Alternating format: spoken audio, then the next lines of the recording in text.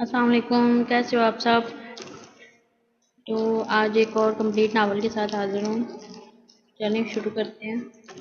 دراز قامت گلاب چہرہ، خمار آنکھیں اجال رکھنا، تیری اداؤں سے مر ہی نہ جائیں، خدا کی بندی خیال رکھنا۔ یہ سوات کے علاقے میں واقع ایک چھوٹا سا گاؤں تھا۔ ہریالی سے بھرا، اونچے اونچے پہاڑ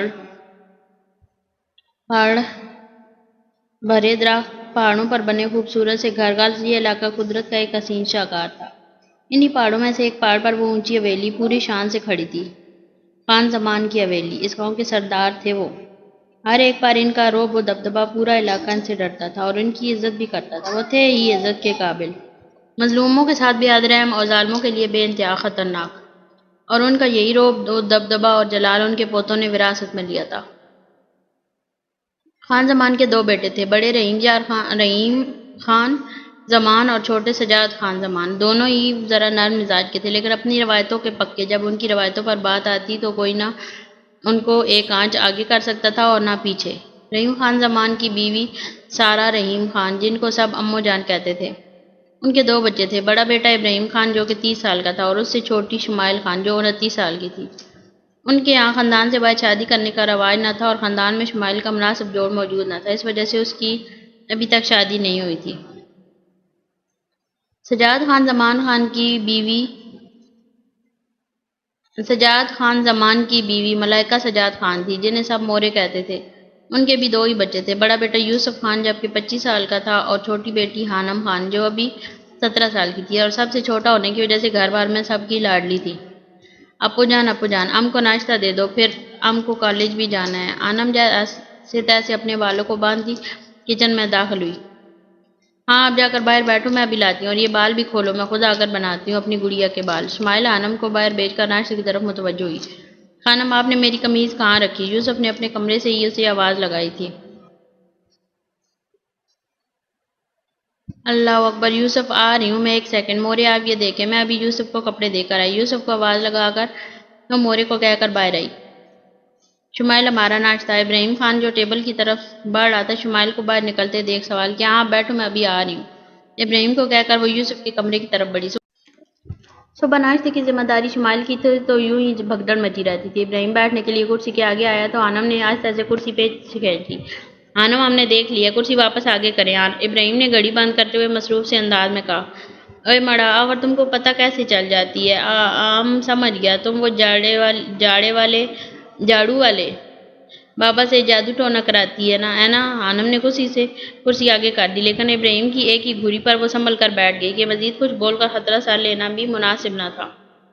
یوسف مل گئی قمیض؟ شمائل نے کمرے میں داخل ہو کر یوسف سے پوچھا، جو شرٹ لیس کھڑا نہ جانے الماری میں کیا تلاش کر رہا تھا۔ خانم آپ سے کتنی بار کہا ہے میری قمیض ادھر ہی رکھ دیا کریں؟ یوسف نے الماری میں منہ دیے شمائل سے کہا، ہاں تو میں نے یہیں رکھی تھی، ابھی نکال کر کہاں چلی گئی؟ میرا خیال ہے بانو ابھی صفائی کر کے گئی ہے، اس نے کہیں ادھر ادھر کر دیا، وہ ابھی تمہارے کمرے کی صفائی کر کے گئی ہے۔ یہ لو مل گئی۔ وہ قمیض ڈھونڈتی جا رہی تھی، مسلسل ساتھ بول بھی رہی تھی۔ آخر کار قمیض مل جانے پر اس نے قمیض یوسف کی طرف بڑھائی۔ یوسف نے قمیض لینے کے لیے الماری سے سر نکالا تو ایک دم ٹھٹک گیا۔ وہ بکھرے سے اولیے میں ہوش اڑاتے انہیں حد تک خوبصورت لگ رہی تھی، اور کچھ وہ یوسف کے سامنے دوپٹے کے معاملے میں ذرا لاپرواہ بھی ہو جاتی تھی۔ تبھی اس کا دوپٹہ ابھی بھی بس ایک طرف نام کو لٹک رہا تھا۔ روایتی پٹھانوں کی طرح وہ بھی بے حد خوبصورت تھی۔ سرخ و سفید رنگت کی مالک، کھڑی تیکھی ناک، بڑی بڑی آنکھیں، ان پر لمبی گنی پلکوں کا سایہ، بڑے بڑے ہونٹ، اور ہونٹ کے اوپری کنارے پر تل جو ساری توجہ اپنی طرف کھینچتا تھا۔ نہایت خوبصورت سراپے کی مالک، وہ نہایت خوبصورت تھی، لیکن بدقسمتی سے اس کا نصیب اتنا خوبصورت نہیں تھا۔ یوسف کون سی دنیا میں چلے گئے ہو؟ شمائل کے ہاتھ ہلانے پر وہ ہوش میں آیا تھا۔ کچھ نہیں، آپ جائیں، میں آ رہا ہوں۔ یوسف نے بمشکل اس کے سراپے سے نظریں ہٹا کر قمیض پہنی۔ ہاں جلدی سے آ جاؤ، ناشتہ تیار ہے۔ شمائل اسے کہہ کر باہر چلی گئی۔ آنم آپ کے پیپروں کی تیاری کیسی چل رہی ہے؟ ابراہیم نے ناشتہ کرتے ہوئے رخ اچانک سے آنم کی طرف کیا تو وہ بری طرح اچھل پڑی۔ منہ میں پراٹھا بری طرح سونسا ہوا تھا، جسے الگ سے اتارنا مشکل ہو گیا۔ جلدی نوالے کو چبا کر اندر کرنے کی کوشش کرنے لگی۔ ابراہیم اس کے خوبصورت نقوش کو دیکھنے لگا، گول مٹول سا چہرہ جس پر موٹی موٹی کالی آنکھیں، چھوٹی سی ناک اور موٹے موٹے گلابی ہونٹ، پھولے پھولے گلابی سیب جیسے سرخ گال، اور دونوں گالیوں پر پڑنے والے گہرے ڈمپل، اور تھوڑی پر 3 ننھے تل۔ وہ دیکھنے میں پکی پٹھانی لگتی تھی، اوپر سے وہ کپڑے بھی بالکل مقامی پٹھانوں والے پہنتی تھی، اور بچوں میں مقامی اسکول جانے کی وجہ سے اس کی اردو بھی پٹھانوں والی تھی، غرض وہ اپنی خوبصورتی سے ابراہیم کے دل میں تہلکہ مچا دیتی تھی۔ جب اس کی پیدائش ہوئی تو اس وقت ابراہیم 13 سال کا تھا، اور اس کے پیدا ہونے کے بعد ابراہیم اور یوسف باقاعدہ لڑتے تھے اسے لینے کے لیے، اور ابراہیم چونکہ بڑا تھا تو وہ جیت جاتا اور پھر حانم پر قبضہ جما کر بیٹھ جاتا۔ اس کی اٹیچمنٹ کو دیکھتے ہوئے خان سائی نے ابراہیم کا نکاح خانم سے کر دیا۔ اوئے خان مڑا، یہ تم کیسا سوال کرتی ہے؟ یہ کوئی سوال ہے کرنے کا؟ تم کو معلوم نہیں ہے کہ ہم پڑھائی میں کتنا زبردست ہے؟ اچھے اچھوں کو ہم نے پیچھے چھوڑ دیا۔ آنم نے نوالا نکل کر پورے جوش سے کہا تو ابراہیم ہوش میں آیا۔ جی ہاں، مجھے بہت اچھے سے پتا ہے کہ آپ پڑھائی میں کتنی زبردست ہیں۔ آج شام کو میرے آنے کے بعد کتابیں لے کر میرے کمرے میں آ جائے گی شرافت سے۔ کہہ کر وہ دوبارہ ناشتے کی طرف متوجہ ہوا تو آنم منہ بنا کر رہ گئی۔ یوسف نے گارڈ کو دروازہ کھولنے کا اشارہ کیا اور گاڑی میں بیٹھ کر گاڑی زن کر کے باہر نکالی۔ ابراہیم کی گاؤں سے باہر سوات کے شہری علاقے میں فیکٹری وہ وہیں جاتا تھا، اور یوسف پڑھائی مکمل کرنے کے بعد اب خان سائی کے ساتھ جرگے پر جاتا تھا۔ وہ تینوں صبح سویرے نکل چکے تھے۔ جرگے پر پہنچ کر یوسف نے گاڑی پارک کری اور باہر اترا۔ 6 فٹ سے نکلتا ہوا قد، باڈی بلڈنگ اس کا شوق تھا، اور روزانہ صبح وہ کافی ایکسرسائز کرتا تھا جس سے اس کی باڈی بلڈروں کے جیسی باڈی تھی۔ سرخ و سفید رنگت، کھڑی ناک، کالے سلکی بال، بھرے بھرے سرخ ہونٹ، بس وہ خوبصورتی کا شکار تھا۔ گل خان بھاگا بھاگا آیا۔ آ جائیں خان، آپ کا ہی انتظار تھا۔ یوسف گل خان کے ساتھ اندر بیٹھا۔ اندر تمام سرداران بھی اپنی نشستوں پر براجمان تھے۔ وہ آگے بڑھ کر خان سائی کے برابر میں بیٹھ گیا اور اس کے بیٹھتے ہی جرگے کی شروعات ہوئی۔ ہاں تو ذیشان ملک، تم نے ہماری زمینوں پر ناجائز قبضہ کیا اور کہہ رہے ہو کہ ہم نے وہ تمہیں بیچی ہیں، حالانکہ یہاں موجود سب لوگ جانتے ہیں کہ بات اس کے خلاف ہے۔ تم نے ہماری زمینوں پر ناجائز قبضہ کر رکھا ہے۔ خان سائی کی رعبدار آواز گونجی۔ خان صاحب، یہ تو آپ نے غلط بات کر دی۔ آپ بھی جانتے ہیں اور میں بھی جانتا ہوں کہ وہ زمینیں میرے قبضے سے نکالنا مشکل ہی نہیں، ناممکن ہے۔ تو جی، اب بات یہ ہے کہ میں آپ کے بلاوے کو مد نظر رکھتے ہوئے آ تو گیا، لیکن یہ جرگے ورگے کی کسی بات کو تو میں نہیں مانتا۔ تو جی آپ بیٹھو، میں تو چلتا ہوں۔ ذیشان ملک سر تک ہاتھ لے جاتے بیٹھک سے باہر نکل گیا۔ پیچھے خان صاحب غصے سے کھولتے رہ گئے۔ یوسف نے بڑے غور سے ذیشان ملک کی اکڑ دیکھی تھی۔ ابراہیم نے فیکٹری کے باہر گاڑی پارک کر دی اور اتر کر اندر آ گئے۔ چند ملازمین اس کے ساتھ ہو لی۔ اس کی سیکرٹری تیزی سے اسے آج کا شیڈیول ڈکٹیٹ کرنے لگی۔ سر افنان ملک آپ کے آفس میں آپ کا انتظار کر رہے ہیں۔ آخر میں اس کی سیکرٹری فاریہ نے جھجکتے ہوئے خبر دی۔ وہ اس کے غصے سے اچھی طرح واقف تھی، اور وہ کس کی اجازت سے میرے آفس میں بیٹھا ہے؟ ابراہیم نے سر نگاہوں سے فاریہ کو دیکھا تو فاریہ نے شرمندگی سے سر جھکا لیا۔ سوری سر، میں نے انہیں روکنے کی کوشش کر دی تھی، لیکن ٹھیک ہے۔ ابراہیم نے ہاتھ اٹھا کر اس کی بات کاٹی اور کمرے کے اندر بیٹھ گیا۔ اوہ، کیا حال ہے ابراہیم خان؟ ابراہیم کے آفس میں داخل ہونے پر وہ کرسی سے کھڑا ہوا تو ابراہیم نے اسے ہاتھ سے دوبارہ بیٹھنے کا اشارہ کیا اور خود بھی آ کر اپنی کرسی پر بیٹھ گیا۔ کہو، کیسے آنا ہوا؟ ابراہیم نے سرد آواز میں دریافت کیا۔ بس کیا بتائیں، تم نے جو ہماری ڈیل سے انکار کر دیا تو سوچا خود تم سے ملاقات کریں۔ افنان ملک نے مسکرا کر کہا، میں تمہیں پہلے ہی منع کر چکی ہوں افنان، اس ڈیل سے تمہیں تو فائدہ ہوگا لیکن میرا نقصان ہی نقصان ہے، اور ابراہیم کبھی گھاٹے کا سودا نہیں کرتا۔ بہت خوب، لیکن تم بھول رہے ہو کہ ہم نے تمہیں پیشکش کری تھی۔ ہمیں تمہاری پیشکش سے کوئی غرض نہیں، تم کسی اور کے پاس جا کر یہ پیشکش کرو، کبھی امید ہے کہ وہ تمہاری ڈیل قبول کر لے گا۔ اب تم جا سکتے ہو۔ ابراہیم نے سرخ آنکھوں سے دروازے کی طرف اشارہ کیا، یعنی کہ دفان ہو جاؤ۔ تم اچھا نہیں کر رہے ابراہیم، تمہیں بہت جلد اس کا حساب دینا ہوگا۔ افنان ملک غصے سے کھولتا ہوا آفس سے نکل گیا۔ ابراہیم 8 بجے فیکٹری سے واپس آیا تھا اور سلام کر کے سیدھا اپنے کمرے میں چلا گیا۔ حانم، جاؤ جا کر دیکھو، ابراہیم کو کچھ چاہیے تو اسے دے دو، بچہ تھکا ہوا آیا ہے۔ مورے نے حانم کو کہا، جو کب سے ابراہیم سے چھپنے کی کوشش کر رہی تھی کہ کہیں وہ اسے پڑھنے ہی نہ بلا لے۔ پڑھائی سے تو ویسے ہی اس کی جان جاتی تھی۔ اماں جان، تم دیکھتا ہے نا، یہ ہمارا مورے ہم سے دشمنی کرتا ہے، ہم کو نہیں جانا۔ وہ خان ہر دفعہ ہم کو غصہ کر کے بھگا دیتا ہے۔ حانم نے اماں جان کی گود میں سر چھپایا۔ نہیں، تم ادھر آؤ ذرا، آج تو میں تمہاری مار لگا ہی دوں۔ ماں تو دشمن ہے نا تمہاری، اور کتنی مرتبہ بولا ہے ابراہیم سے آپ کر کے بات کیا کرو۔ مورے نے اپنے پاؤں سے چپل نکالی تو وہ جلدی سے اوپر ابراہیم کے کمرے کی طرف بھاگی۔ تیری سادگی، تیری عاجزی، تیری ہر ادا کا مال ہے، مجھے فخر ہے، مجھے ناز ہے، میرا یار بے مثال ہے۔ وہ دھاڑ سے دروازہ کھول کر اندر داخل ہوئی تھی، لیکن سامنے کھڑے خان کو دیکھ کر اس کی آنکھیں پھٹی پھٹی رہ گئی تھیں۔ اوئے خان، خانن یہ تم کیا کرتی ہے؟ ابھی امو جان کو جا کر بتاتا کہ تم اپنے پیٹ پر ٹیٹو بنوا دیے، وہ بھی اتنا بڑا۔ خانم جس نے پہلی مرتبہ ابراہیم خان کو شرٹ لیس دیکھا تھا، اس کے سینے سے لے کر پیٹ تک آتے کوبرا کے ٹیٹو کو دیکھ کر فوراً اماں جان کو شکایت لگانے چل پڑی۔ آنم خان ادھر آئے فوراً۔ ابراہیم جو کہ ابھی آفس سے آیا تھا اور شرٹ اتار کر نہانے جا رہا تھا، پہلے تو آنم کے دڑام سے دروازہ کھول کر اندر آنے پر سٹ پٹایا اور اب آنم کو باہر جاتے دیکھ کر دھاڑا۔ اوئے ماں! آنم ابراہیم کی داڑھ پر اچھل پڑی۔ خبردار جو آپ نے اماں جان کو جا کر کوئی الٹی سیدھی بات بولی، بہت شوق ہے نا آپ کو اپنا اور ہمارا مذاق بنوانے کا۔ ابراہیم نے اسے غصے سے گھورا تو آنم نے جلدی سے اپنا سر نفی میں لایا۔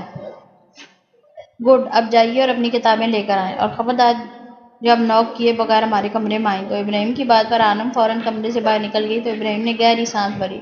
وہ ہمیشہ اسے ایسی ہی مشکل میں ڈال دیتی تھی۔ یوسف اپنے کام نپٹا کر جرگے سے واپس آیا تو شمائل کچن میں تھی، باقی سب اپنے اپنے کمروں میں تھے۔ اس وقت سب بڑے عموماً آرام کرتے تھے، پھر 1 گھنٹے بعد تقریباً 9 تک کھانے کا ٹائم ہو جاتا تھا اور وہ کچن میں آیا تو شمائل جو کچن میں کھڑی کچھ کام کر رہی تھی، کھٹکے کی آواز پر پلٹی۔ کچھ چاہیے کیا؟ شمائل نے سوالیہ نظروں سے پوچھا۔ جی میں کہہ رہا تھا کہ آپ باہر آ جائیں نا، باتیں کرتے ہیں، یوسف نے شمائل سے کہا۔ یہ ان کا روز کا معمول تھا کہ یوسف جب شام کو واپس آتا تو وہ دونوں باہر لان میں بیٹھ کر گپیں لگاتے۔ ہاں تم جا کر بیٹھو، میں بس ابھی آئی۔ شمائل نے اشارہ کیا تو یوسف باہر لان میں رکھی کرسیوں میں سے ایک کرسی گھسیٹ کر بیٹھ گیا۔ کچھ ہی دیر میں شمائل بھی کافی کے 2 مگ پکڑے آ گئی۔ تو پھر آج آپ نے پورا دن کیا کیا؟ شمائل کے بیٹھنے کے بعد یوسف نے اس سے سوال کیا۔ کچھ خاص نہیں، وہی عام سی روٹین۔ مورے اور اماں جان کے ساتھ گھر کے کام سمٹوائے، پڑھائی کری، ہانوں کو بھی تھوڑا پڑھایا۔ ابھی کچھ دنوں بعد پلویش کی شادی ہے نا تو۔ وہ اور بھی بہت کچھ بول رہی تھی لیکن یوسف بس اس کے ہلتے ہونٹوں کو دیکھ رہا تھا۔ بھرے بھرے سرخ رنگ کے اناری ہونٹ یوسف کے دل میں طوفان مچا رہے تھے۔ پھول ہے گلاب کا، گلاب کیا چیز ہے، ہونٹ تیرے چوم لوں، شراب کیا چیز ہے۔ پچھلے کئی دنوں سے اس کی یہی حالت تھی۔ جب بے ساختہ اس کا دل چاہا کہ وہ ان ہونٹوں کو چھو کر دیکھے، تب شمائل کی آواز سے وہ ہوش میں آیا۔ یوسف تم بیٹھے بیٹھے کہاں کھو جاتے ہو؟ تم نے کچھ سنا بھی جو میں نے کہا؟ شمائل ناراضگی لیے اسے گھور رہی تھی۔ جی ہاں جی، میں نے سب سن لیا۔ شمائل کی ناراضگی پر وہ گڑبڑایا تو شمائل پھر سے پلوش کی شادی کی کہانی سنانا شروع ہو گئی۔ یوسف نے بھی سارے الٹے سیدھے خیالوں کو ذہن سے جھٹکا اور غور سے اس کی بات سننے لگا۔ تقریباً 10 منٹ بعد آنم اپنی کتابوں کا ڈھیر اٹھائے کمرے میں داخل ہوئی اور ساری کتابیں لا کر بیڈ پر پٹک دیں۔ ابراہیم نے اس کی ناراضگی کا نوٹس نہیں لیا۔ چلیں میچ نکالیں۔ خان یہ تم ام کے ساتھ اچھا نہیں کہہ رہی، تم سے اللہ پوچھے گا دیکھنا۔ آنم ناراضگی سے کہتی بیڈ پر ابراہیم کے برابر میں پورے حق سے براجمان ہوئی۔ ابراہیم نے مسکرا کر اس کی اس حرکت کو دیکھا تھا۔ اچھا چلو جلدی سے ایکسرسائز 10 کے فرسٹ 3 کوسچنز سالو کرو اور جو سمجھ نہیں آ رہا وہ پوچھیں۔ ابراہیم نے مسکراہٹ دبا کر کہا اور دوبارہ سے موبائل میں مصروف ہو گیا۔ او نو، ایک کتاب، تم کو کیڑے پڑے، تمہیں لکھنے والے کو اللہ جہنم واصل کرے، تم گل سڑ جاؤ، اے اللہ ہماری زندگی عذاب ہو گئی۔ وہ آہستہ آواز سے بڑبڑاتی کتاب کھولنے لگی۔ بمشکل 10 منٹ ہی گزرے تھے کہ آنم نے آنکھیں بند کر کے اپنا سر ابراہیم کے شانے پر ٹکایا اور سو گئی۔ اس کا دوپٹہ شانے سے ڈھلک کر نیچے کہیں پڑا اپنی قسمت کو رو رہا تھا۔ آنم اٹھے، کھانا تو کھا لیں۔ ابراہیم نے آہستہ سے اسے آواز دی لیکن وہ بہت گہری نیند سو گئی تھی۔ ابراہیم نے آہستہ سے اس کے سر کے نیچے ہاتھ رکھ کر اسے بیڈ پر لٹایا اور اس کی ناک چومی۔ ابھی وہ مزید کوئی پیش قدمی کرتا کہ دروازہ بجا۔ وہ جلدی سے آنم کو لٹا کر اٹھا اور دروازہ کھولا۔ سامنے ہی شمائل کھڑی تھی۔ ابراہیم آ کر کھانا کھا لو۔ اور آنم یہاں ہے؟ ہاں یہیں ہے، سو گئی ہے، تم جاؤ میں بھی آتا ہوں۔ شمائل کے جانے کے بعد ابراہیم نے دروازہ بند کیا، آنم کے دوپٹے کو اٹھا کر سائیڈ پر رکھا، کتابیں اٹھا کر شیلف پر رکھیں، پھر اسے صحیح سے کمبل اڑا کر لائٹ بند کر کے باہر آ گیا۔ ابراہیم بیٹے آنم کہاں ہے؟ اماں جان نے اسے اکیلے آتے دیکھ کر پوچھا۔ اماں جان وہ سو گئی ہیں کافی گہری نیند میں نے اٹھانا مناسب نہیں سمجھا۔ اس کی بات پر اماں جان نے سائر لا دیا جبکہ موری سر پکڑ کر رہ گئی۔ آنم کے سامنے جیسے ہی کتابیں آتی وہ فوراً بے ہوش ہو جاتی۔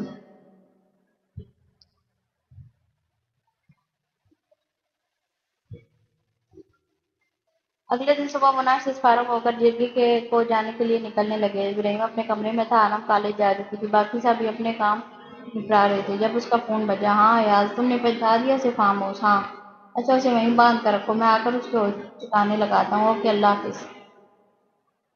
کس کے دماغ ٹھکانے لگانے جا رہے ہو تم؟ وہ بھی رداری سے نکل ہی رہا تھا جب شمائل کی آواز پر اس کے پاؤں زنجیر ہوئے۔ کوئی ضروری کام ہے، وہی نپٹانے جا رہا ہوں، آ جاؤں گا ابھی، وہ سرد آواز میں کہہ کر باہر نکلنے لگا جب شمائل کی آواز نے پھر سے اسے روک دیا۔ کہ تم مجھ سے کیسے بات کر رہے ہو یوسف؟ میں 4 سال بڑی ہوں تم سے۔ اور یوسف کا دماغ جو پہلے ہی گرم ہو رہا تھا اس کی بات پر اس کا میٹر شارٹ ہوا۔ تبھی اس نے شمائل کو بازوؤں سے پکڑ کر کھینچا، وہ سیدھا آ کر اس کے سینے سے لگی تھی۔ یوسف نے اپنے دونوں بازو بھی اس کی کمر کے گرد کس لیے۔ یہ کیا بےہودگی ہے یوسف، چھوڑو مجھے۔ شمائل نے مچل کر اس کی بہوں سے نکلنا چاہا تو یوسف اس کے کانوں کے پاس جھکا۔ اب بتائیں ذرا کون کس سے بڑا ہے؟ اور میں آپ کو فرسٹ اور لاسٹ ٹائم وارن کر رہا ہوں خانم، اگر آئندہ آپ نے مجھے یہ طعنہ دیا کہ میں چھوٹا ہوں تو نتائج کی ذمہ دار آپ کو دوں گی۔ شمائل کو جھٹکے سے چھوڑ کر وہ مین گیٹ سے باہر نکلتا چلا گیا اور پیچھے وہ دنگ کھڑی رہ گئی کہ آخر یہ یوسف کو ہوا کیا ہے۔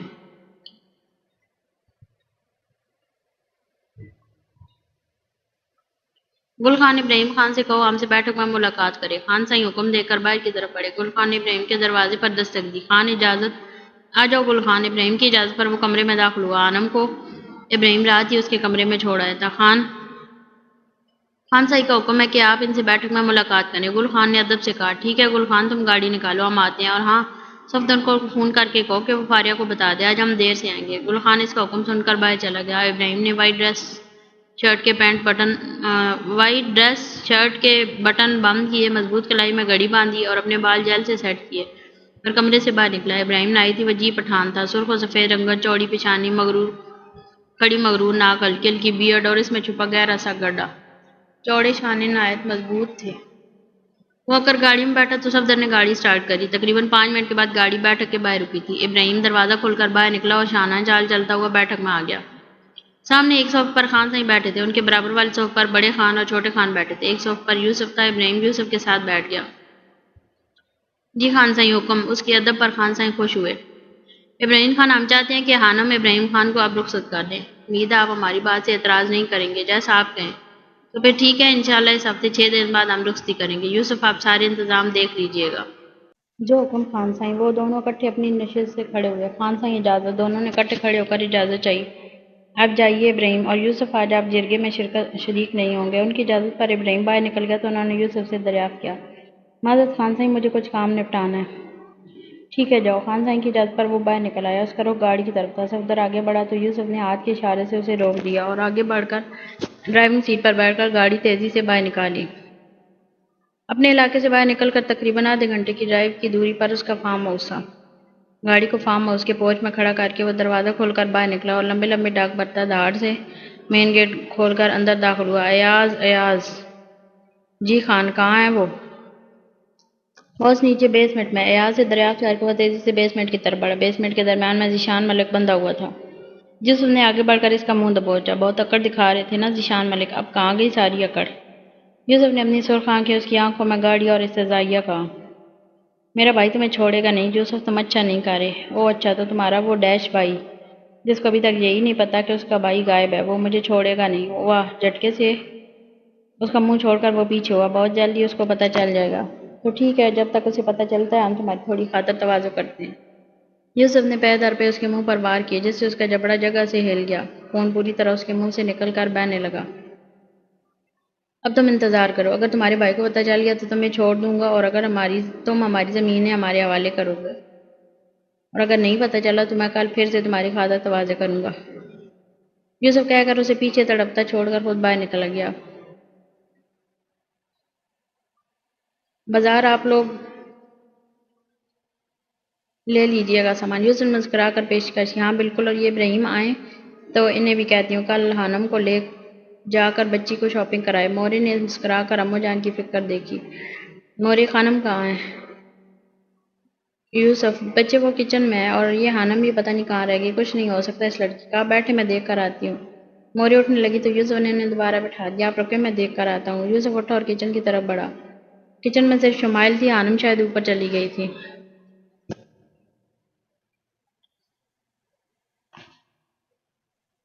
خانم، آج آپ باہر بیٹھ کر باتیں نہیں کریں گی؟ یوسف نے مسکرا کر اس کی پشت پر لہراتی کمر سے نیچے تک آتی چوٹی کو دیکھا۔ نہیں، میں مصروف ہوں، تم جاؤ۔ ناراضگی سے کہہ کر اس نے اپنا رخ مزید موڑ لیا، آپ ناراض ہیں مجھ سے؟ نہیں میں کیوں تم سے ناراض ہوں گی، اس نے ناراض لہجے میں کہا۔ میں نے آپ سے بدتمیزی کری تھی نا صبح، تو یہ کہ آپ مجھ سے ناراض ہیں؟ یوسف نے مزید سلیب سے ٹیک لگا کر بازو سینے پر باندھے تو اس کے بازو کے مسلز واضح ہوئے۔ اسے اب شمائل کی ناراضگی مزہ دے رہی تھی۔ اچھا بہت جلدی خیال آ گیا تمہیں میری ناراضگی کا، اس نے مڑ کر یوسف کو گورا۔ آپ نے بات ہی ایسی کری تھی۔ میں نے کوئی غلط بات نہیں کری تھی اور تم نے مجھے بتایا ہی نہیں ہے کہ تم کیا بات کر رہے تھے صبح۔ سچی سچی بتاؤ یوسف، کہیں کسی لڑکی وڑکی کا چکر تو نہیں ہے؟ تم نے کسی لڑکی کو تو کڈنیپ نہیں کر لیا؟ شمائل نے مشکوک نظروں سے اسے دیکھا تو یوسف ہنس دیا۔ نہیں خانہ بابی تو کسی لڑکی کو کڈنیپ نہیں کیا، لیکن بہت جلد ہی کروں گا۔ یوسف نے اس کے کانوں کے پاس جھک کر معنی خیزی سی سرگوشی کری۔ آپ اپنے ننھے سے دماغ پر اتنا زور نہ دیں، مزے سے کہتا وہ کچن سے نکل گیا اور پیچھے وہ اس کی باتوں میں الجھتی رہ گئی۔ آ جائے خانم، میں اپنا کام نپٹا لوں پھر چلتے ہیں۔ گاڑی کو فیکٹری کے باہر روک کر اس نے خانم کی جانب کا دروازہ کھولا۔ آ رہا ہے۔ اپنے ہاتھ کو ابراہیم کے ہاتھ میں تھماتی وہ بمشکل چادر سنبھالتی باہر نکلی۔ ابراہیم اس کا ہاتھ پکڑ کر فیکٹری کے اندر داخل ہوا۔ خانم اشتیاق سے ادھر ادھر دیکھنے لگی۔ وہ پہلی دفعہ ابراہیم کی فیکٹری آئی تھی۔ فیکٹری میں داخل ہوتے ہی دو گارڈز ان کے پیچھے ہو لیے۔ خانم پیچھے مڑ مڑ کر ان کو دیکھنے کی کوشش کرنے لگی۔ بڑے بڑے اپشی باڈی گارڈ۔ خانم آگے دیکھ کر چلے۔ ابراہیم اسے ٹوکتا لفٹ کی طرف بڑھا۔ بہت سی ستائشی بھری نگاہیں ان کی طرف اٹھی تھیں۔ لفٹ میں اس نے کس کر ابراہیم کا بازو پکڑا تو ابراہیم نے اسے مسکرا کر دیکھا اور اس کے گرد مضبوط سا زار باندھ دیا۔ لفٹ رکی تو وہ اپنے آفس میں داخل ہوا۔ خانم آپ بیٹھے، میں فائلز دیکھ لوں۔ خانم کو بیٹھنے کی تلقین کرتا وہ شیلف کی طرف بڑھا۔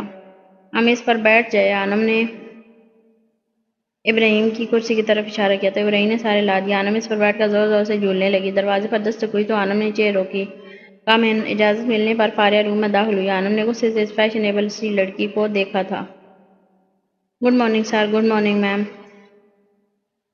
مسکرا کر وش کرتی فاریہ ابراہیم کی طرف بڑھی۔ باس یہ ان فائلز پر آپ کے سائن چاہیے ہیں۔ وہاں ٹیبل پر رکھو، میں کرتا ہوں۔ اور یہ فائل دیکھو، یہاں پر کچھ پرابلمز ہیں، ان کو ٹھیک کرو اور پروڈکٹس کمپلیٹ کرو۔ مجھے کسی کام سے جانا ہے تو تم مینیج کروا لینا۔ ابراہیم فائل کھول کر فاریہ کو سمجھانے لگا تو خانم غصے سے سرخ ہو گئی۔ فاریہ کو روانہ کر کے ابراہیم خانم کی طرف متوجہ ہوا تو اس کا سرخ چہرہ دیکھ کر ٹھٹکا۔ کیا ہوا خانم؟ اس کی طرف بڑھا تو خانم کی آنکھوں میں موٹے موٹے آنسو آ گئے۔ وہ حیرت زدہ سا تیزی سے اس کی طرف بڑھا اور خانم کی کمر میں ہاتھ ڈال کر اسے اونچا کر کے ٹیبل پر بٹھایا اور خود کرسی کھینچ کر خانم کے سامنے بیٹھ گیا۔ خانم میری جان کیا ہوا؟ آپ رو کیوں رہی ہیں؟ ابراہیم نے پریشانی سے خانم سے پوچھا۔ تم تو صرف ہمارا ہے نا؟ خانم نے روتے ہوئے سوال کیا۔ بالکل میری جان، میں صرف آپ کا ہوں۔ ابراہیم نے اس کے آنسو صاف کرے۔ پر تم اس چڑیل کو یہاں سے نکالو، یہ ہم کو بالکل پسند نہیں۔ اس نے ناک چڑھا کر کہا تو ابراہیم کی ہنسی نکل گئی۔ میری جان ایسے تو نہیں نکال سکتے نا، وہ میرے بہت کام کرتی ہے۔ تو پھر تم ہم سے وعدہ کرو کہ تم اس سے دور رہے گی۔ اچھا وعدہ، اب چلو ہم کو شاپنگ بھی کرنا ہے۔ اس نے دونوں بازو ابراہیم کی طرف بڑھائے تو ابراہیم نے اسے کمر سے تھام کر نیچے اتارا اور ہاتھ پکڑ کر لا کر گاڑی میں بٹھا دیا۔ شمائل کا ٹینشن کے مارے برا حال ہو رہا تھا۔ ادھر سے ادھر چکر لگا کر جب تھک گئی تو صوفے پر بیٹھ گئی۔ مسلسل اس کے دماغ میں یہی چل رہا تھا کہ کہیں یوسف کسی غلط کام میں تو نہیں پڑ گیا، کہیں اس نے کسی لڑکی کو کڈنیپ تو نہیں کر لیا، اللہ کہیں کچھ برا نہ ہو جائے۔ آخر اس کے دماغ میں ایک ترکیب سوجی۔ زرمینے جاؤ، ذرا جا کر معلوم کرو گل خان ہے کہ نہیں، اور اگر ہے تو اسے کہو گاڑی نکالے، مجھے کہیں جانا ہے۔ اس نے حویلی کی ملازمہ کو روانہ کیا۔ بی بی جی گل خان گاڑی نکال رہا ہے، آپ آ جائیں۔ ملازمہ بھاگی آئی۔ اچھا رکو، میں شال لے کر آئی۔ شمائل شال لے کر باہر کی جانب بڑھی۔ کسی کو پتہ بھی نہیں چلتا اور وہ ہو کر بھی آ جاتا۔ ملازمہ اس کے ساتھ آنے لگی تو اس نے اشارے سے ملازمہ کو منع کر دیا اور باہر آ کر گاڑی میں بیٹھی۔ یوسف کے فارم ہاؤس لے چلو۔ یوسف نے موبائل پر فارم ہاؤس کہا تھا، جس کا اندازہ یہی تھا کہ وہ لڑکی فارم ہاؤس میں ہی کہیں ہے۔ جی بیگم صاحبہ، جو حکم۔ آدھے پونے گھنٹے کی ڈرائیو کے بعد گاڑی فارم ہاؤس میں رکی۔ چوکیدار نے گل خان کو دیکھ کر دروازہ کھول دیا۔ گل خان، کسی کو خبر نہ ہو ہمارے یہاں آنے کے بارے میں، اور تم رکو، میں تھوڑی دیر میں آتی ہوں۔ شمائل کہہ کر اندر کی طرف بڑھی، لیکن درمیان میں ہی ایاز مل گیا۔ اس کو وہاں دیکھ کر ایاز بری طرح ٹھٹکا۔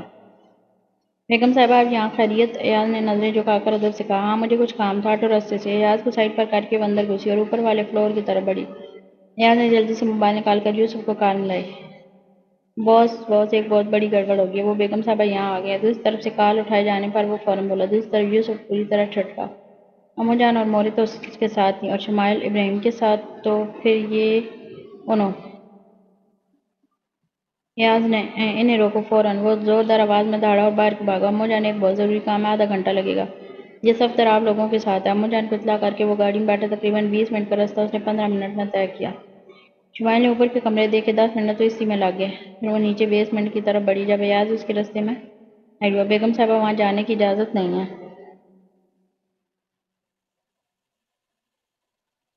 ہٹو میرے راستے سے ایاز، مجھے سب معلوم ہے کہ تم لوگ کیا چھپا رہے ہو۔ لیکن بیگم صاحبہ، ایاز نے کچھ کہنا چاہا لیکن شمائل اس کی سائڈ سے ہوتی نکلتی چلی گئی اور پیچھے ایاز بے بسی سے کھڑا رہ گیا۔ شمائل بیسمنٹ کا دروازہ کھول کر نیچے آئی تو سامنے ہی کرسی پر کوئی بندھا ہوا تھا۔ وہ مزید آگے بڑھی تو اس آدمی کی بری حالت دیکھ کر اس نے منہ پر ہاتھ رکھ لیا۔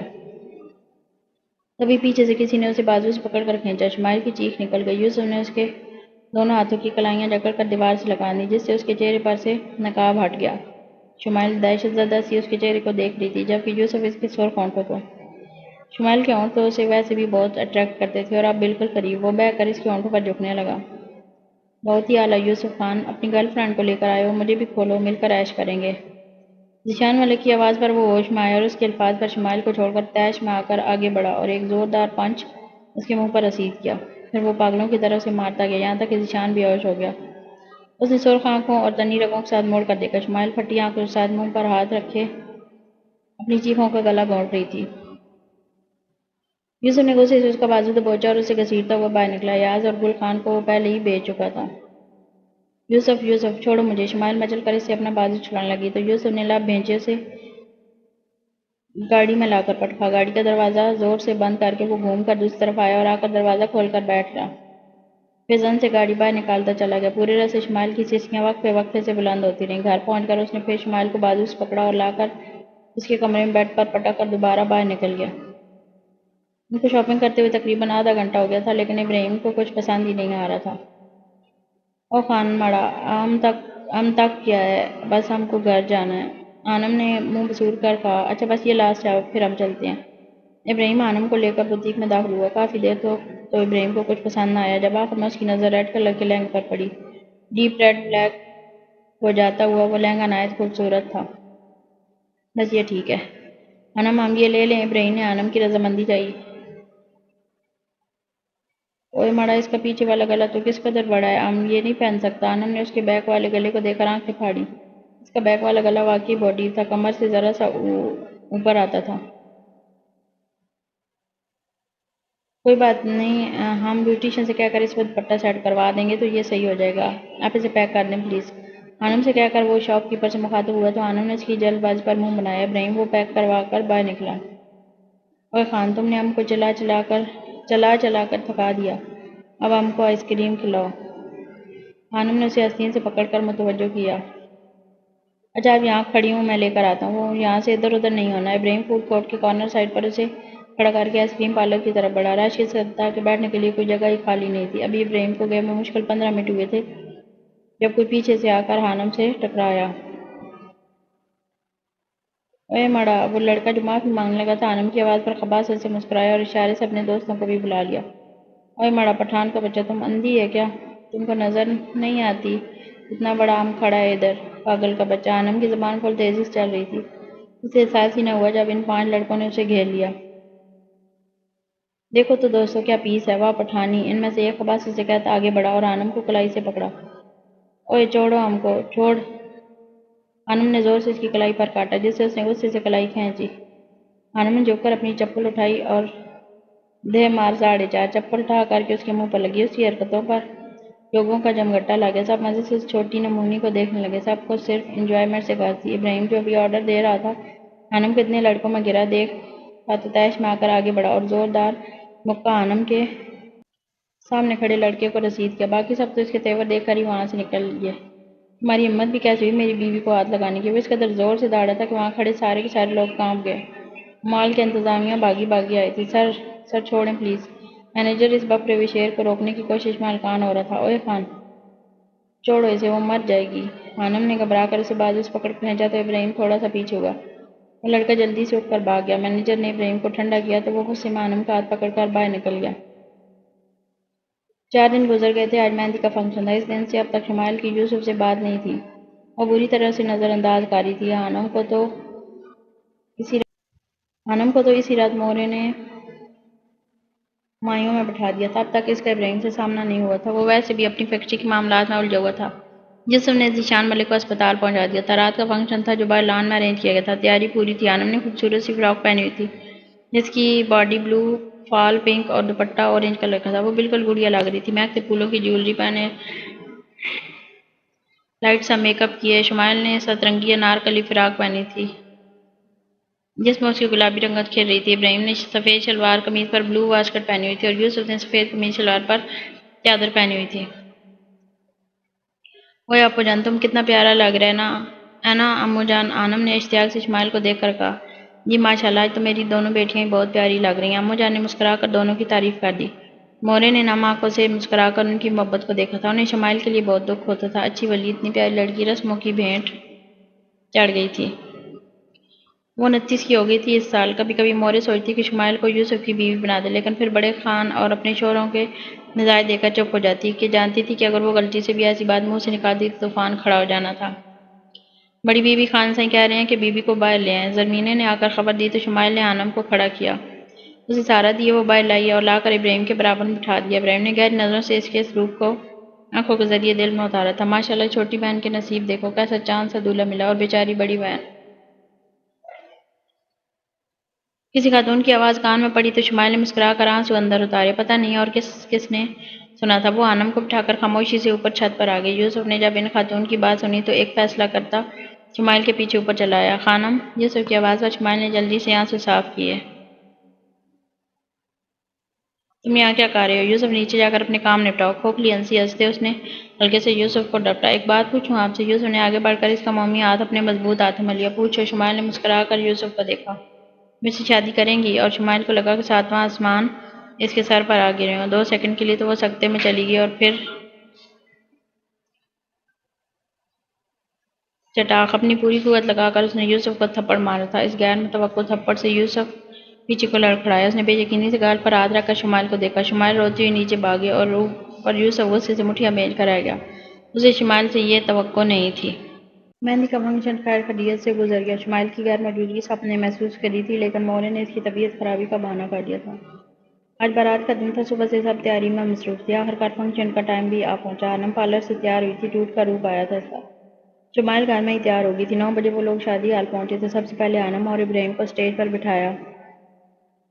خان، آنم نے ابراہیم کے کان میں سرگوشی کی۔ جی خان کی جان۔ ابراہیم اس کے طرز تخاطب پر فدا ہوا۔ آج تو ویسے بھی وہ ابراہیم کے دل میں قیامت مچا رہی تھی۔ خان، اچھا تو لگ رہا نا؟ آنم نے فکرمندی سے پوچھا۔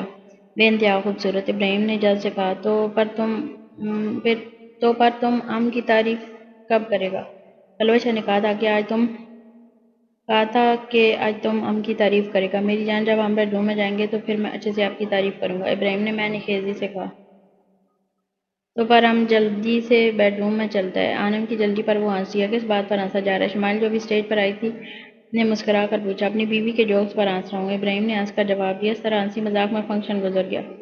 رات کو 11:30 بجے کہیں جا کر رخصتی ہوئی۔ آنم کو ابراہیم کے کمرے میں پہنچا دیا گیا تھا تو وہ بیٹھ کر ابراہیم کا انتظار کرنے لگی۔ مزید 10 منٹ ہی گزرے تھے جب وہ نیند میں جھومنے لگی۔ تقریباً 20 منٹ بعد ابراہیم کمرے میں داخل ہوا تو وہ مزے سے سو رہی تھی، اور آنم کی نیند تو ایسی پکی تھی کہ کوئی اس کے پاس ڈھول باجے بھی بجاتا تو اس کو کوئی فرق نہ پڑتا۔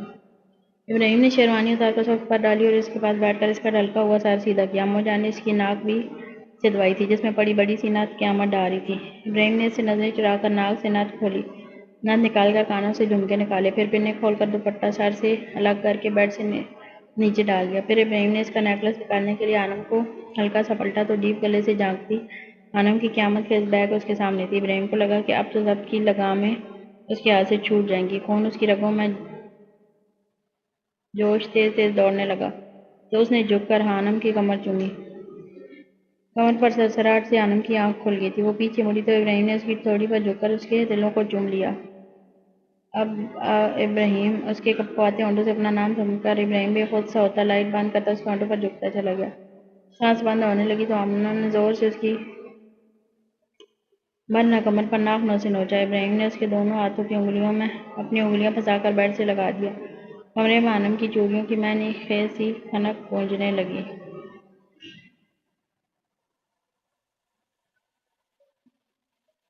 اگلی صبح 10 بجے ابراہیم کی آنکھ کھلی تو آنم بکھرے بکھرے سراپے کے ساتھ اس کے سینے میں منہ چھپائے ہوئے تھی۔ انم اٹھ جائیں، سب انتظار کر رہے ہوں گے۔ ابراہیم نے بھاری سانسوں سے اس کے کان میں سرگوشی کی تھی۔ انو ہم کو سونے دو، تنگ نہ کرو۔ انم نے اسے پیچھے دھکیلتے منہ بنا کر کہا۔ ابراہیم ہنستا ہوا اٹھ گیا۔ انم غلط بات نہیں، جلدی سے اٹھ جائیں۔ ابراہیم اسے کہتا واش روم میں گھس گیا تو وہ بھی منہ بناتی اٹھ بیٹھی۔ خان سائیں ہم شمائل خانم سے نکاح کرنا چاہتے ہیں۔ یوسف نے دوپہر کو بیٹھک میں خان سائیں کے سامنے معاملہ پیش کیا۔ ابراہیم بھی موجود تھا۔ یہ کیا کہہ رہے ہو یوسف؟ دماغ تو ٹھکانے پر ہے۔ اس کی بات پر خان سائیں گر دئے۔ ابراہیم بھی ٹھٹک گیا، لیکن اسے یوسف کا فیصلہ مناسب معلوم ہوا تھا۔ آرام سے خان سائیں، وہ کوئی ایسی غلط بات نہیں کر رہا۔ یوسف تم سوچ لو، تم کسی دباؤ میں آ کر تو فیصلہ نہیں کر رہے۔ خان سائیں کو ٹھنڈا کر کے ابراہیم نے یوسف کو جانچا۔ آخر کو اس کی بہن کا معاملہ تھا۔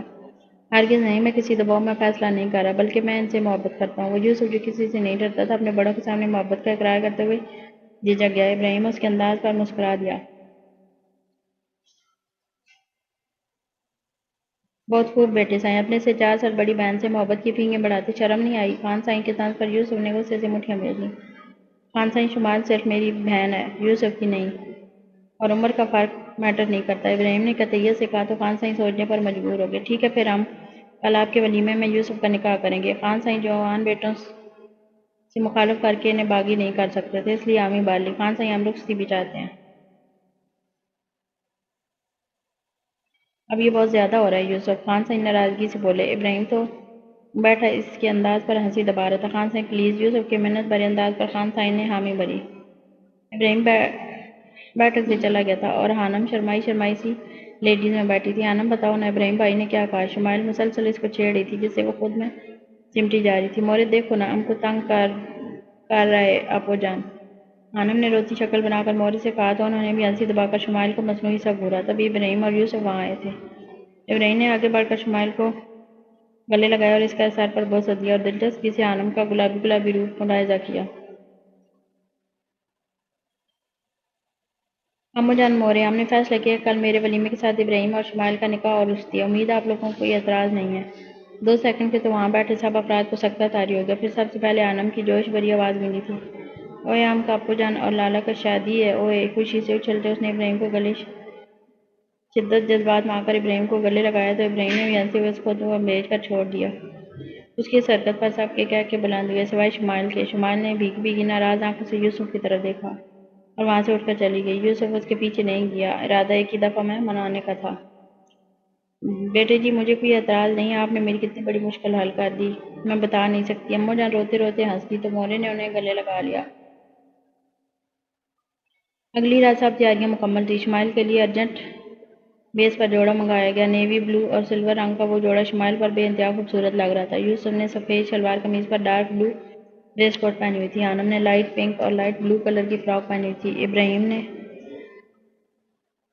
سفید قمیض شلوار کے ساتھ شال پہنی ہوئی تھی۔ نکاح کے مراحل طے ہوئے، پھر دونوں جوڑوں کو لے جا کر اسٹیج پر بٹھایا گیا۔ تمام رسموں سے فارغ ہو کر رخصتی کا وقت آیا تو شمائل وہ بلک بلک کر روئی کہ اسے سنبھالنا مشکل ہو گیا۔ بڑی مشکل سے اسے سنبھالا تو رخصتی ہوئی۔ اسے لے جا کر یوسف کے کمرے میں بٹھایا گیا۔ یوسف جب کمرے میں آیا تو کمرے کی ہر چیز تہس نہس تھی اور وہ خود نیچے بیٹھی رو رہی تھی۔ دوپٹہ بھی دور پڑا تھا۔ یوسف اطمینان سے چلتا الماری تک آیا، اپنا ایک ٹراؤزر نکالا اور ڈریسنگ روم میں گھس گیا۔ تقریباً 2 منٹ بعد وہ واپس آیا تو وہ اناز پوزیشن میں بیٹھی رو رہی تھی۔ یوسف نے اسے پکڑ کر کھڑا کرا تو وہ بری طرح یوسف پر جھپٹ پڑی تو یوسف نے اس کی دونوں کلائیاں پکڑ کر دیوار سے لگا دی۔ قسم لے لیں خانم، اگر آپ مجھے اس دن تھپڑ نہ مارتی تو میں کبھی آپ سے زبردستی نہ کرتا، یوسف نے کہا۔ پیچھے ہٹو یوسف، تم میرے چھوٹے بھائی ہو، وہ زور سے چیخی۔ او نو خانم، میں آپ کا چھوٹا بھائی نہیں، شوہر ہوں۔ یوسف کی بات پر وہ بلک بلک کر رونے لگی تو یوسف نے اس کی آنسو صاف کیے۔ یوسف، اس نے کانپتے ہونٹوں سے یوسف کو روکنے کے لیے اس کا نام سرگوشی کی صورت ادا کی۔ یوسف پلیز چھوڑو۔ اس نے ہچکیاں لیتے ہوئے یوسف کی منت کری تو وہ گہری سانس بھرتا پیچھے ہوا اور اسے چھوڑتا بیڈ پر جا کر لیٹ گیا۔ لائٹ بند کر دیں خانم۔ تھکے تھکے انداز میں بولتا وہ کروٹ بدل گیا تو شمائل اپنی سسکیاں دبا کر رہ گئی۔ اگلی صبح جب یوسف کی آنکھ کھلی تو شمائل روم میں نہیں تھی اور کمرہ بالکل صاف تھا۔ یوسف بھی اٹھ کر فریش ہوتا باہر آ گیا۔ ابو جان بتاؤ نا، لالا نے تم کو کیا کہا؟ ہانم شمائل سے بدلہ لینے کی کوشش کر رہی تھی اور شمائل بری طرح بیزار ہو رہی تھی۔ جاؤ ہانم، بیٹھ کر ناشتہ کرو، پریشان نہ کرو، شمائل نے اس کی حرکتوں پہ بیزاری سے کہا۔ تم اچھا نہیں کر رہی ہم کے ساتھ ابو جان، وہ منہ کسور کر کہتی پاؤں پٹک کر باہر چل دی۔ 3 دن گزر گئے تھے، یوسف نے اسماعیل سے بالکل بات کرنا چھوڑی ہوئی تھی، اسی وجہ سے اسماعیل حد سے زیادہ چڑچڑی ہو رہی تھی اور یوسف اس کا یہ بدلا بدلا انداز بخوبی دیکھ رہا تھا۔ اسماعیل کی حالت پیش نظر اس نے ولیمہ کو مؤخر کر دیا تھا۔ خانم رات کو میرے دوست نے دعوت دی ہے، وہاں جانا، تیار ہو جائیے گا، یوسف سرد انداز میں کہہ کر واش روم چلا گیا تو اسماعیل کو غصہ آ گیا۔ مطلب حد ہی ہو گئی ہے، اپنے سے بڑی بیوی سے بات کرنے کی کوئی تمیز ہوتی ہے کہ نہیں؟ وہ غصے میں زور زور سے چیزوں کو اٹھا کر پٹکنے لگی۔ یوسف کی بے رخی نے اسے واقعی پاگل کر دیا تھا۔ ذیشان میرے بھائی، تم فکر نہ کرو، آج تو میں اس حرامزادے سے تمہارا بدلہ لے کر آؤں گا، بس تم دیکھتے جاؤ میں کیسے اسے تڑپاتا ہوں۔ عفنان ملک نے نفرت سے اپنے ناپاک عزائم کا اظہار کیا۔ یوسف نے جب سے ذیشان ملک کو منہ پر مارا تھا اس وقت سے اس کا جبڑا ہل گیا تھا اور وہ بولنے سے محروم ہو گیا تھا۔ تب سے عفنان ملک کو کسی نے کوئلوں پر گھسیٹ لیا تھا اور آج آخرکار اسے موقع مل ہی گیا تھا اپنا بدلہ لینے کا۔ مغرب کی نماز پڑھ کر 8 بجے تک وہ تیار ہو گئی۔ آج تو وہ ہوش اڑانے کی حد تک خوبصورت لگ رہی تھی۔ بلیک کلر کی فٹنگ والی شارٹ فراک کے ساتھ بلیک کھلے پانچوں والا ٹراؤزر جس سے اس کے جسم کی ساری رہنائیاں واضح ہو رہی تھی۔ لمبے بالوں کو باندھ کر ہائی بن بنایا تھا، سرائی دار گردن پر پہنا ڈائمنڈ کا نازک سا نیکلس اور کانوں میں پہنے ڈائمنڈ کے ٹاپس۔ دونوں ہاتھوں میں بھر بھر کر چوڑیاں پہنی تھی۔ لائٹ سا میک اپ کر کے ہائی لائٹر سے چہرے کے تیکھے نقوش اور بیوٹی بون کو ہائی لائٹ کیا تھا۔ غرض وہ آج پوری طرح یوسف کے ہوش اڑانے کے لیے تیار تھی۔ یوسف جرگے سے لوٹا اور تیزی سے کمرے میں داخل ہوا، لیکن اس کی سپیڈ کو بریک لگی تھی شمائل کو دیکھ کر۔ اپنے منہ زور جذبات کے آگے باندھتے وہ سنجیدگی سے چلتا آگے آیا اور شمائل کی بیوٹی بون پر لگے ہائی لائٹر کو بے دردی سے اپنے انگوٹھے سے مسل ڈالا، پھر وہ لمبے لمبے ڈاک بھرے واش روم میں بند ہو گیا۔ اس کی بے رخی پر شمائل کے آنسو نکل آئے۔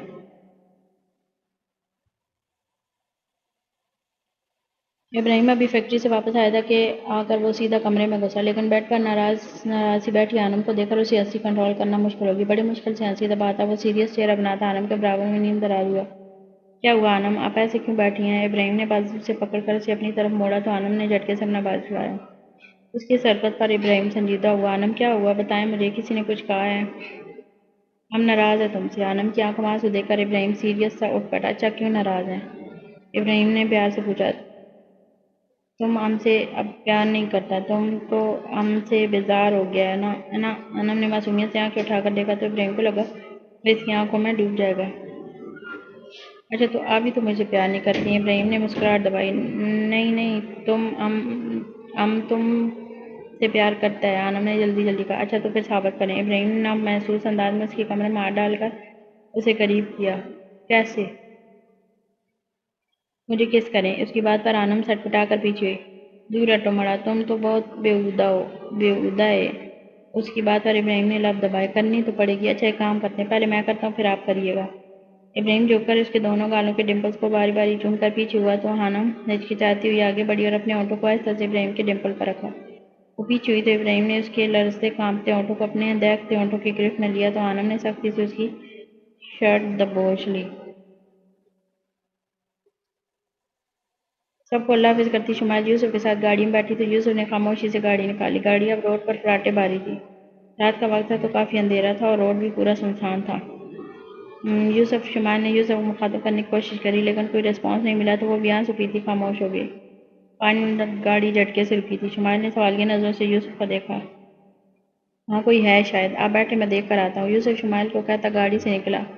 وہ بھی کچھ دور ہی گیا تھا کہ ٹھا کر کے گولی اس کے پیٹ میں لگی تھی۔ یوسف کر رہا تھا، پیٹ کے بل جھکا، 1 2 گولیاں اور آئیں، ایک بازو اور دوسری کندھے کے آر پار ہوئی۔ یوسف لڑکھڑا کر گر گیا۔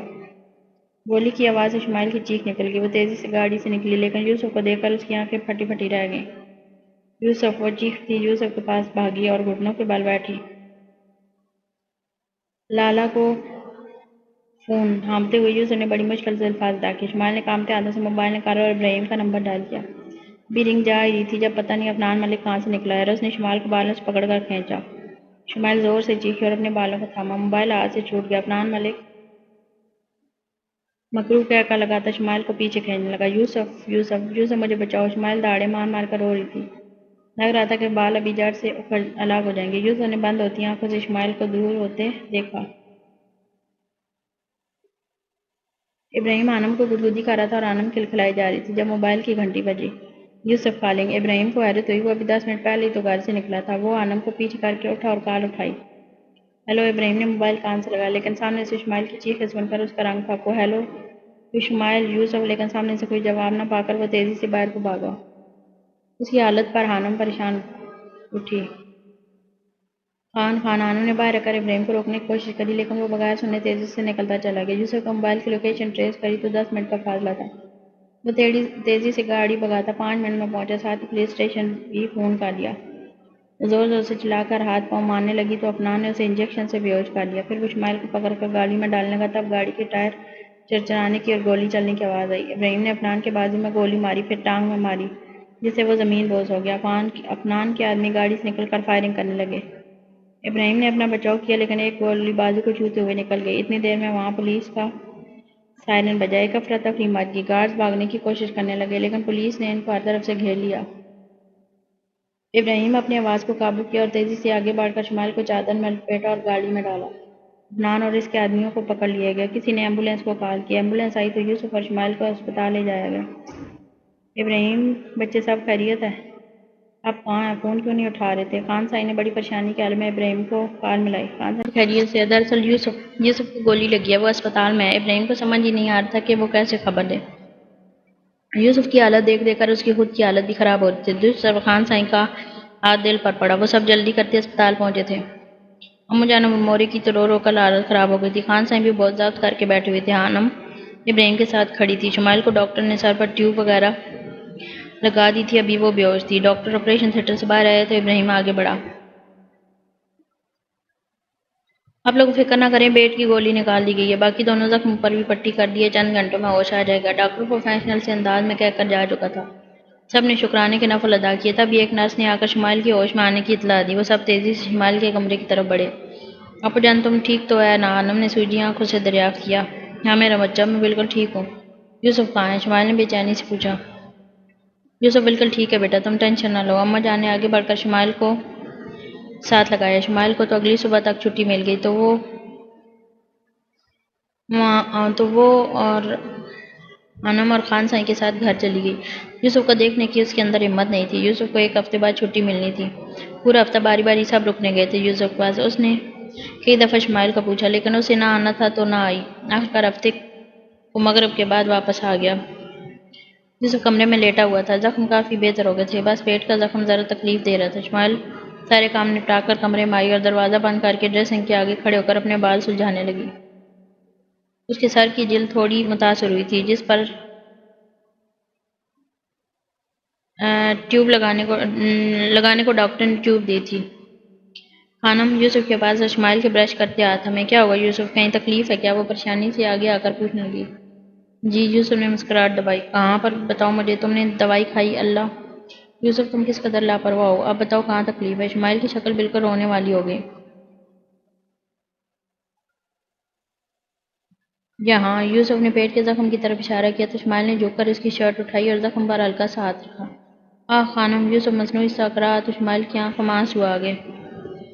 آئی ایم سوری یوسف، میں تمہیں بہت تنگ کرتی ہوں نا، اب تم مجھ سے نفرت کرتے ہو، میرا خیال بھی نہیں کرتے۔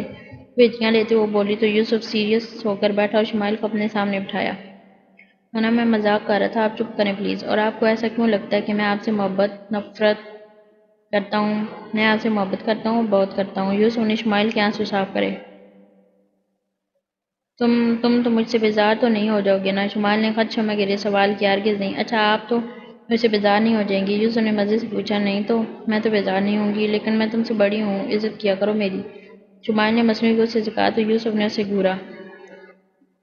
20 سال بعد 20 years later۔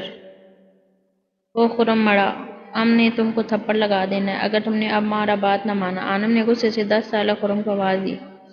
میری پیاری اماں، مجھے نہیں یہ پینا، آپ مجھے یہ پلا پلا کر قتل کر دیں گی، خرم نے منہ بنا کر کہا۔ خرم! ابراہیم کی غصے بھری آواز پر خرم نے شرافت سے آ کر گاجر کا جوس ختم کیا۔ انم سکا سانس 15 سالہ بیگم کے برابر صوفے پر آ کر بیٹھی تھی۔ یوسف کی 5 سالہ بیٹی دعا بیگم کی گود میں بیٹھے اس کے ہاتھوں سے کھیل رہی تھی۔